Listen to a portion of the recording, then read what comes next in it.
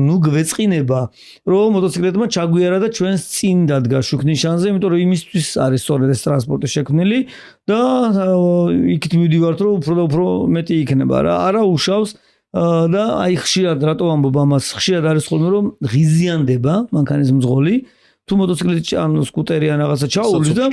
ფიქრობს და ცდილობს ხოლმე რომ გზა ჩაუჭრას რა და ნუ მოტოციკლეტი ვერ აკეთებს ეგრე სწრაფად მანევრს ანუ ვერ გადაიწევს ეს სწრაფად და ბევრი საგზაო შემთხვევა მოტოციკლეტების რაც ყოფილა ხო სწორედ ამის გამო ყოფილა ხოლმე რომ უბრალოდ ეს როგორ მოდის აქ რა ოპა რაღაცას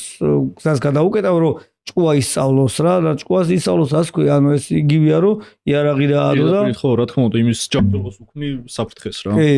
პირდაპირ საფრთხე ამიტომ თანაცხოვრება გვინდა თუ არ გვინდა მოგვიწევს ანუ ერთმა მხარემაც და მეორე მხარემაც უბრალოდ პატივი უნდა ვცეთ ერთმანეთს რა იგივეს ვეთქვი მოტოციკლეტების შემთხვევაშიც რა კი შეიძლება სივრცე არის და მანქანებს შუა მივდივართ მაგრამ ყოველთვის რაღაც შეიძლება იყოს ამიტომ უფრო მორიდებულად შეიძლება ამის გაკეთება ის კი არა რომ ჩავიშხვილეთ, იმიტომ რომ სივრცე არ გაუპადა იქ მივარდი რა, არა, უფრო მორიდებულად, იმიტომ რომ ესეც პატივისცემის ნაწილია. იგივე მძღოლები, სანამ ისინი შეეჩვევიან თანაცხოვრებას, სანამ შემოვლენ მოტოტრანსპორტთან, მანამდე ჯობია რომ აი ესე ნელ-ნელი ნაბიჯებით